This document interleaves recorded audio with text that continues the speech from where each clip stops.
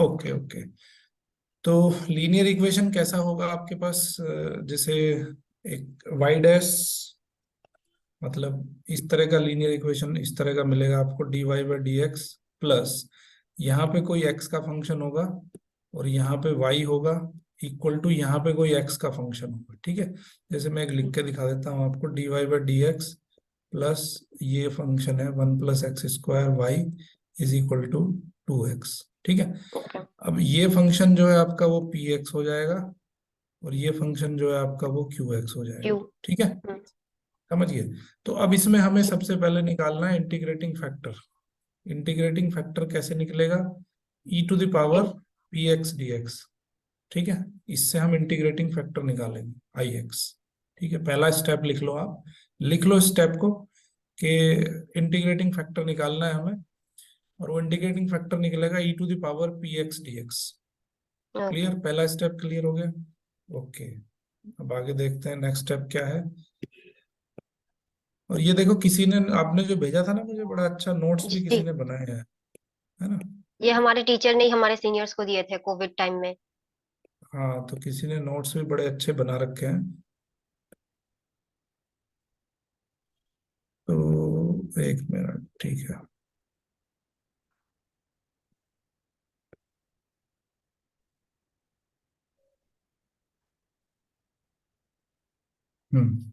ठीक है, तो पहला काम करना है हमें कि इंटीग्रेटिंग फैक्टर निकालना है। Okay, okay. तो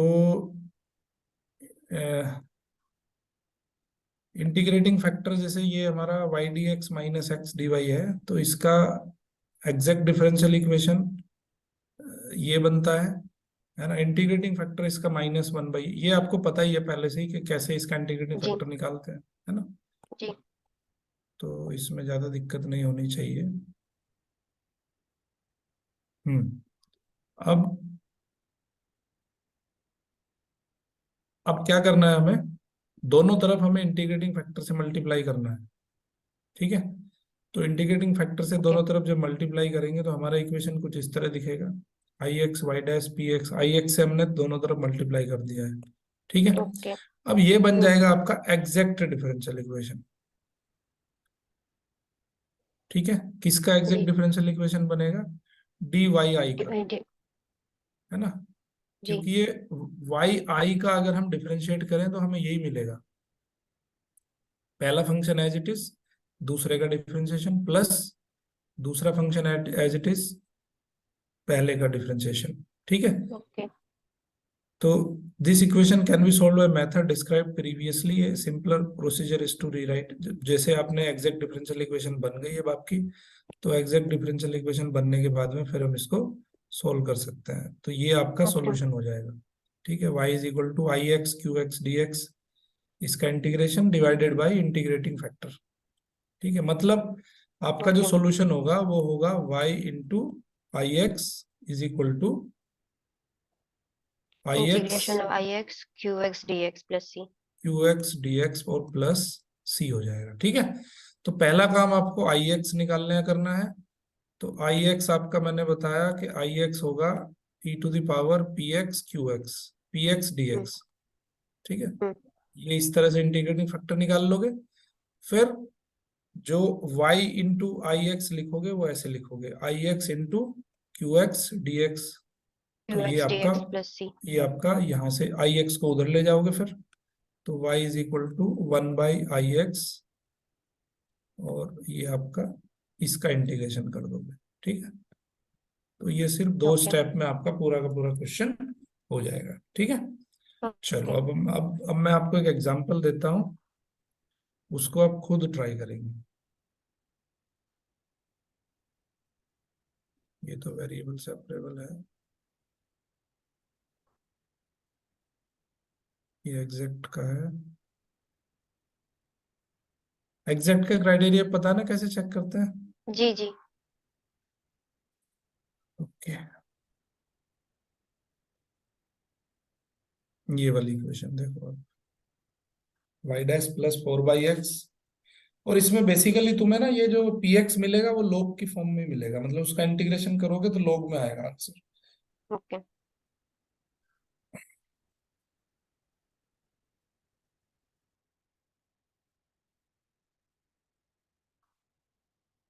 sir x to the power 4y x to the power 4 into y equal to x to the power 9 by 9 plus c. Okay, check कर लेते हैं।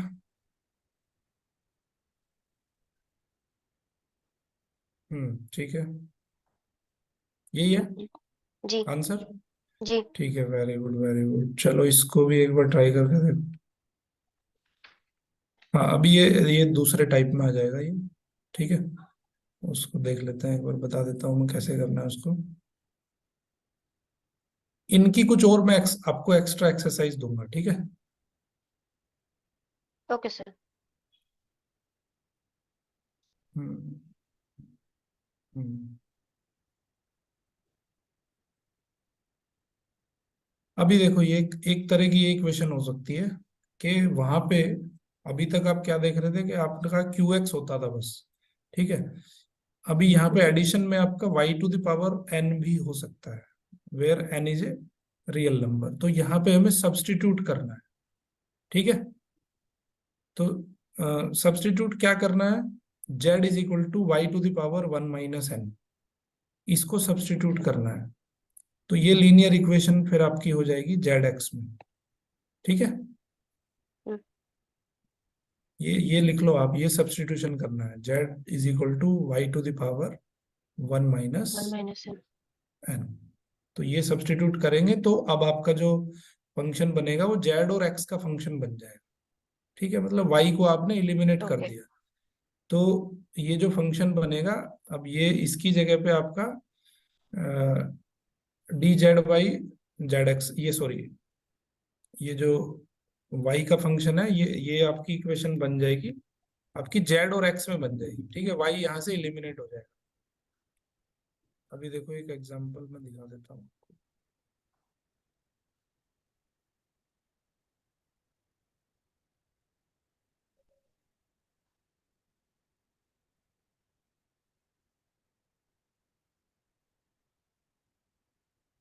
ये देखिए, यहाँ पे आपका एक्स वाई स्क्वायर है। सो राइट साइड में आप देख रहे हो, it is not alone function of x, यहाँ पे वाई स्क्वायर जी भी उसके साथ है। ठीक है, तो क्या हम रखेंगे यहाँ पे z equal to y to the power 1 - 2। तो यानी कि y टू द पावर -1, मतलब z z is equal equal to to, y to the power हाँ, minus z 1। Equal to 1/y हमें सब्स्टिट्यूट करना है। ठीक है, ओके। देखो जरा z equal to 1/y substitute करके क्या होता है। मतलब y की जगह पे आपको 1/z रखना है, जी या z की जगह पे 1/y रखना है।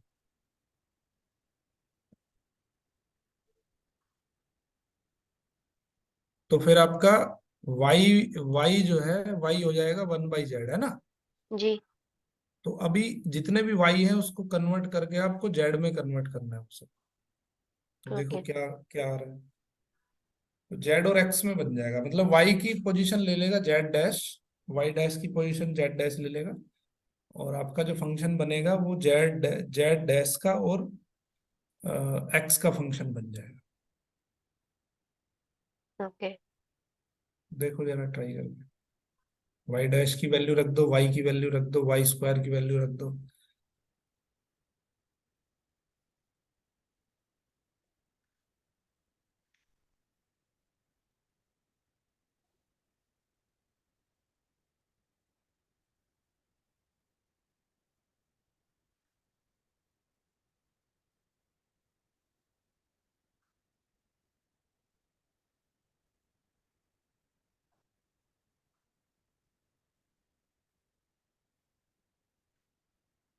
जी सर किए।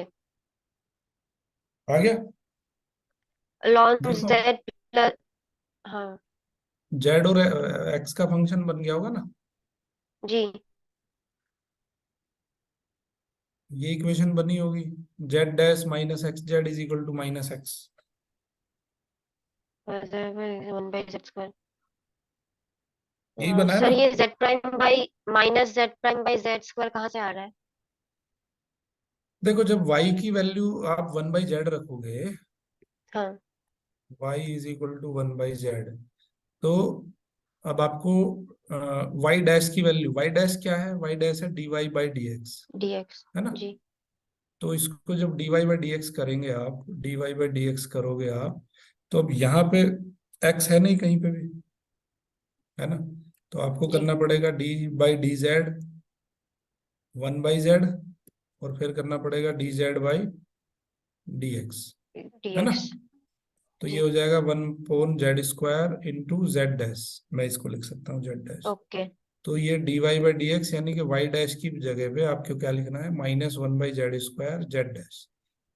तो ओके y डैश की जगह पे हमने ये लिख देना है, ठीक है, और y की जगह पे 1/z लिख देना है, y स्क्वायर की जगह 1/z² लिख देना है, तो ये आपकी इक्वेशन बन जाएगी। जी। ठीक है, अब इस इक्वेशन से आप कर सकते हो इसको, करो जरा, वो पीछे वाला ही है ओके आपका। ठीक है, इसको सोल्व करो, फिर ये एक्सरसाइज करवाते हैं आपको। सर ये थोड़ा कॉम्प्लिकेटेड निकल रहा है आंसर। कोई बात नहीं। कैन बी कॉम्प्लिकेटेड, मतलब हो नहीं रहा है क्या, वो क्या दिक्कत आ रही है? जी वो नहीं हो रहा है, मतलब आई एफ निकाल लिया है उसके बाद नहीं हो रहा। अच्छा, आई एफ कितना आया? e⁻²x² 2। हाँ, ये आ रहा है e⁻⁻x²/2 I F. Ji ji ji okay, जी अब आपका जेड इंटू बनेगा, वो वाई इंटू करते थे ना हम, जी। अब जेड इंटू बनेगा वो। ओके ठीक है, तो ये बनेगा ये,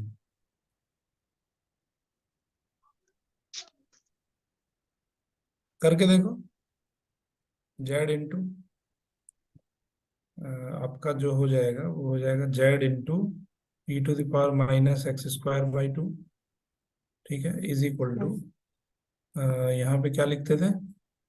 आई आई ऑफ एक्स इंटू हाँ, क्यू ऑफ मतलब E to X the plus power C. Minus X square by two into Q of दूसरा एक्स फंक्शन, माइनस एक्स। दूसरा फंक्शन कौन सा है? -x। ठीक है, प्लस सी। ठीक है, ये रहता था आपका। जी हाँ, तो इसको इंटीग्रेट करना पड़ेगा हमें।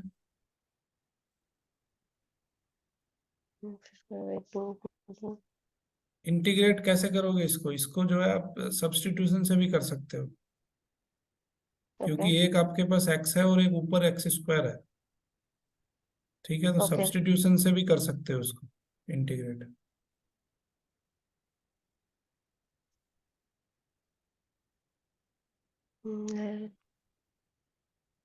इंटीग्रेशन बाय सब्स्टिट्यूशन कर लो, ओके सर। सिंपल सिंपल हो जाएगा।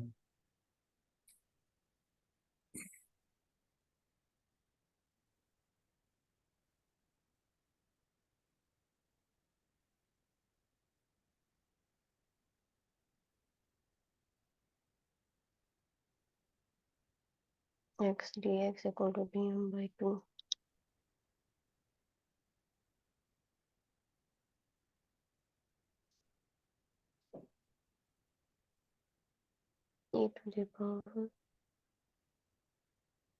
e⁻m/2 into dm/2 C.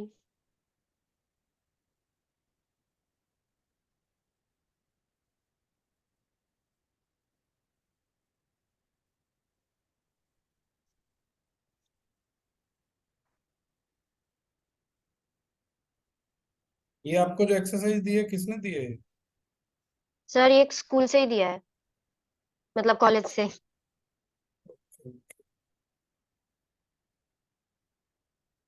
To कर दिया -e⁻m/2। सर अब उसको -e⁻x²/2 अब प्लस उसको सी। रिप्लेस भी करना है, अभी उसको रिप्लेस भी करना है, जेड और वाई को रिप्लेस भी करना है, जेड को वाई से, ओके उसके बाद फाइनल आंसर आएगा।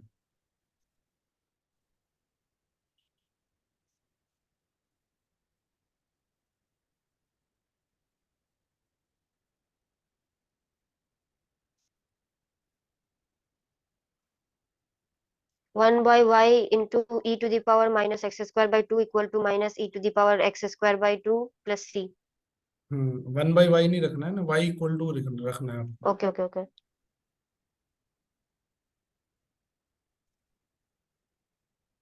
इस तरह का कुछ सोल्यूशन आएगा। जी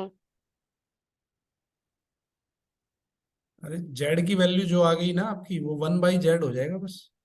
जेड का सॉल्यूशन निकाल दिया ना आपने। जी जी जेड का सॉल्यूशन ये आएगा c e⁻x² + 1, जी है ना।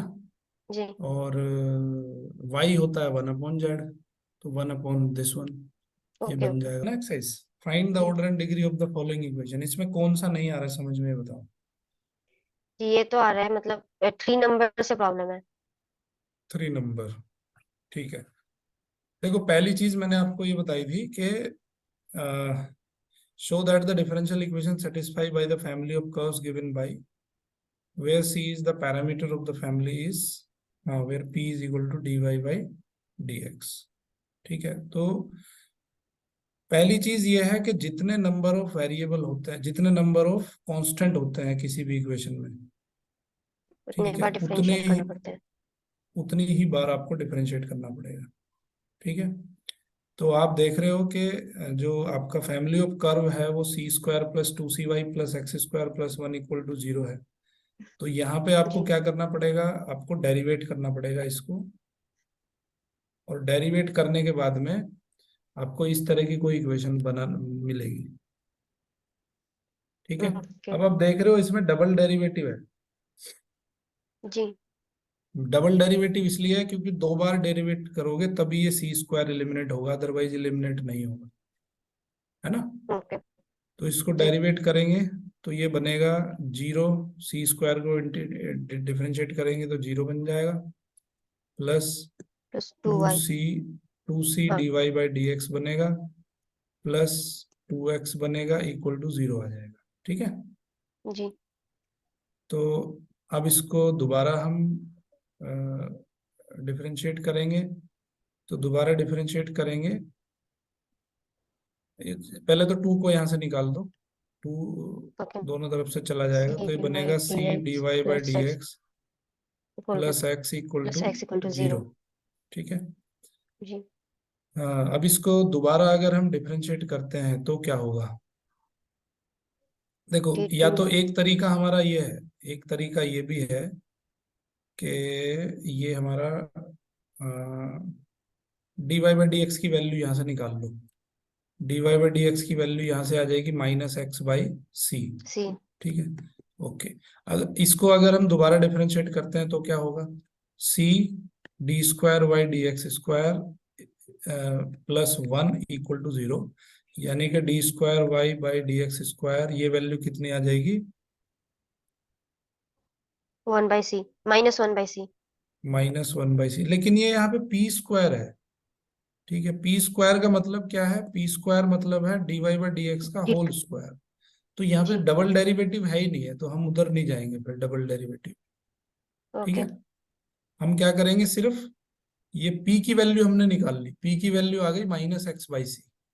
ओके, जी तो p की वैल्यू आ गई -x/c। अब क्या करेंगे, हम इसमें p की वैल्यू रख दो लेफ्ट हैंड साइड में, और ये 0 के बराबर आना चाहिए। ओके। देखो जरा रख के क्या आ रहा है।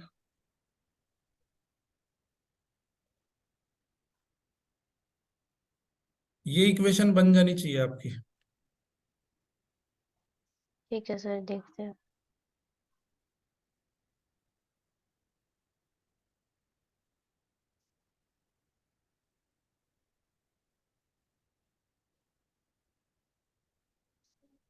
या एक तरीका और भी है, आप यहां से y की वैल्यू निकाल लो पहली इक्वेशन से। ठीक है, पहली इक्वेशन से dy बाई डी एक्स की वैल्यू वही कर रहे हैं, खैर हम वही वही कर रहे हैं। हाँ ठीक है, ठीक है, इसको इसमें रखोगे तो आपकी ये इक्वेशन सेटिस्फाई होनी चाहिए। Okay sir.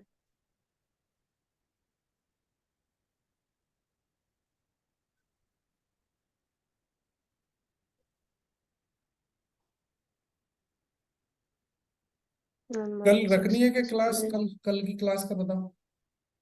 जी सर, रख लीजिए, प्रॉब्लम नहीं है। 2y/c +1 = 0। और डिफरेंशियल इक्वेशन के बाद हम लेंगे न्यूमेरिकल एनालिसिस। ओके। e⁻mx/m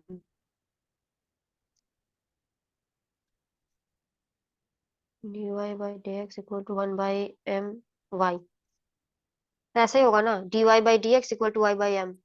देखो ये y is equal to E to the power M X है, जी। तो D Y by D X जो हो जाएगा वो हो जाएगा M E to the power M X, यानी हाँ कि एम वाई। ठीक है, जी। D Y by D x is equal to M Y. M की वैल्यू आपको बस खाली वो करनी है, तो Y dash is equal to M y. m y तो यहाँ से एम की वैल्यू क्या आ जाएगी, y dash by y. y। ठीक है, एम की वैल्यू बस यहाँ पर पुट कर दो आप, तो okay y sir. Is equal to E to the power, m की वैल्यू है y dash by by y वाई इंटू इंटू x। एक्स। ठीक है, अब ये दोनों तरफ का log लेना पड़ेगा, क्योंकि इस तरह हम नहीं छोड़ ओके। सकते इक्वेशन। ठीक है, तो ये हो जाएगा log y is equal to, ये हो जाएगा आपका y dash by y into x. इस तरह की इक्वेशन बनेगी, है ना। जी। जी। अब यहाँ पे इसको ऐसे लिख दो, y log y हो जाएगा is equal to y dash x हो जाएगा, तो ये हो जाएगा y dash x minus y log y equal to zero. ये बनेगी ओके। इक्वेशन। ठीक है, जी और बताओ। Sir, 5 find number. The differential equation of straight line in x y plane. X y plane में डिफरेंशियल इक्वेशन मैंने बताया था आपको। स्ट्रेट लाइन का इक्वेशन क्या होता है, y इक्वल टू ये mx होता प्लस c। है एम एक्स प्लस सी। बस इसको डिफरेंशियल इक्वेशन में कन्वर्ट कर दो, ओके। करो इसको सोल्व करो।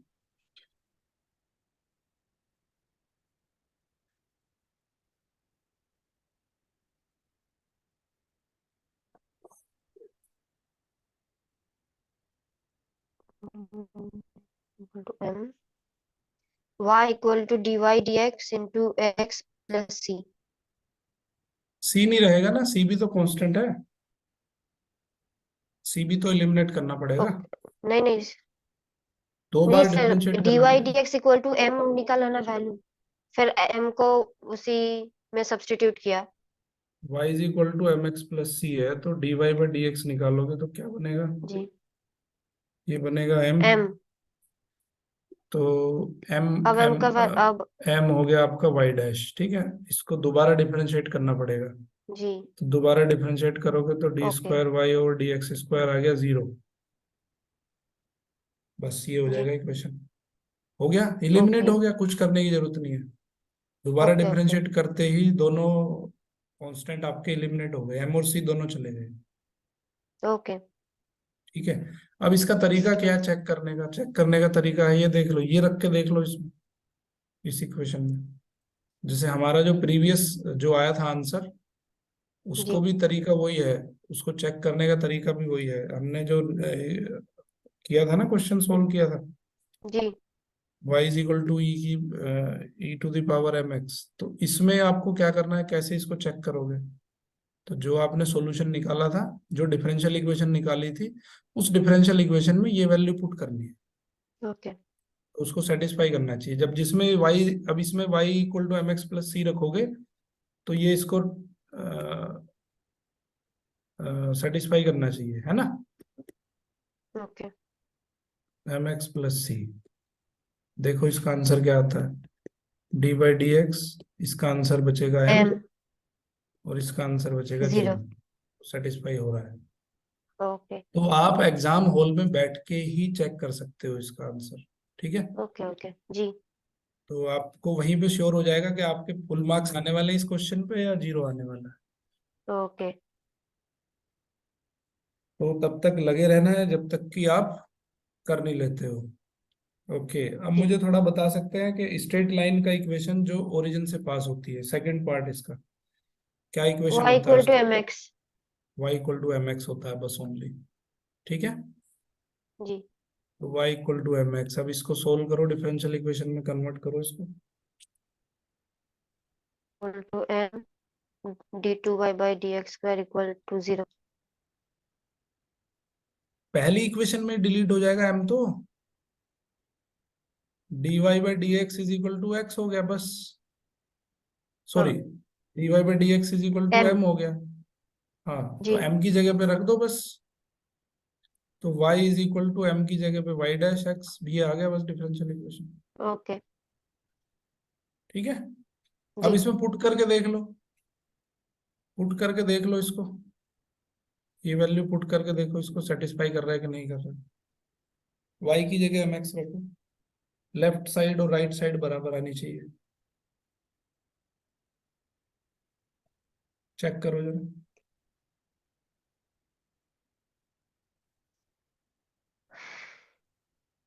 y इक्वल टू जी ठीक है, ओके नेक्स्ट देख लेते हैं। सर्किल का इक्वेशन दिया है एक्स स्क्वायर प्लस, देखो ये जरूरी नहीं है कि वो देगा, ये जरूरी नहीं है इक्वेशन देगा x square plus y square is equal to a square, वो ये भी कह सकता है कि ऐसे सर्किल का, फैमिली ऑफ सर्किल का डिफरेंशियल इक्वेशन बनाओ जिसका रेडियस ए है और जो ओरिजिन, ओरिजिन जिसका सेंटर है। ओके ठीक है, तो आपको याद होना चाहिए कि सर्किल का इक्वेशन क्या होता है। ठीक है, कॉनिक सेक्शन ओके पढ़ा है ना। जी सर हाँ तो कॉनिक सेक्शन का भी आपको पता होना चाहिए कि इलिप्स का इक्वेशन क्या है, सर्किल का क्या है। तो ओके जैसे इसका इक्वेशन है x square plus y square is equal to a square, a being arbitrary constant, तो इसका बनाओ जरा डिफरेंशियल इक्वेशन, क्या बनेगा। Find the differential equation of all circles which pass through the origin and whose centre are on the x axis. हाँ अब देखो इसने वो नहीं दिया है, अब आपको find the differential equation of all circles which passes through the origin, वो ओरिजिन से पास होता है। सर्कल का स्टैंडर्ड इक्वेशन क्या होता है। X square plus y square plus two f 2gx। Two g x plus two f y plus c equal to 0 हाँ ठीक है, ये सर्कल का इक्वेशन होता है स्टैंडर्ड इक्वेशन, और माइनस एफ और माइनस जी इसके सेंटर होते हैं। ठीक है, सेंटर जी तो अब इस केस में जो ये कह रहा है कि find the differential equation of all circles which pass through the origin and whose centre are on the x axis. अब ऐसा सर्कल जिसका सेंटर एक्स एक्सिस पे हो और जी ओरिजिन से पास हो रहा हो, ठीक है, सेंटर उसका एक्स एक्सिस पे हो गया और ओरिजिन से पास हो रहा है।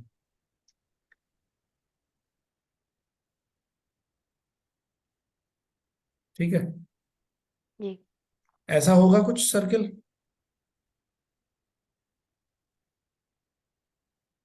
सेंटर एक्स एक्सिस पे हो गया उसका, ओरिजिन से पास हो जी रहा है। ओके ठीक है, जी तो अब इसका इक्वेशन क्या होगा। सर एक्स मतलब एफ तो निकल जाएगा क्योंकि एफ का वैल्यू 0 होगा हम्म, हाँ तो एफ वाली तो टर्म यहाँ पे, एफ वाली टर्म डिलीट हो जाएगी यहाँ पे। जी ठीक है, तो ये बचेगा आपके पास, और ये सी भी नहीं होता इसमें भाई, x square plus y plus square plus 2gx, तो ये बचेगा बस आपके पास, ये होगा आपका सर्किल का इक्वेशन। तो अब यहाँ पे ओके आपको जी को इलिमिनेट करना है, देखो जरा ट्राई करो। 2x plus 2y dy dx plus 2g equal to 0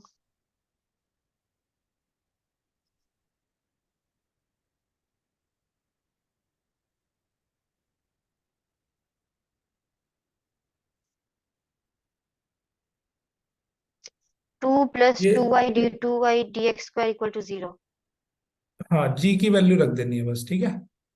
जी ठीक है, और देखो नेक्स्ट वाला, find the differential equation of the system of circles touching the y axis at the origin. अब ये सेम हो जाएगा, इसमें वाई वाली टर्म आ जाएगी इसमें, है ना, एफ आ जाएगा इसमें। जी अगर वाई एक्सिस को टच करेगा तो एक्स वाली टर्म जीरो हो जाएगी। ओके ठीक है, तो अब देखो अब इक्वेशन क्या बन रहा है।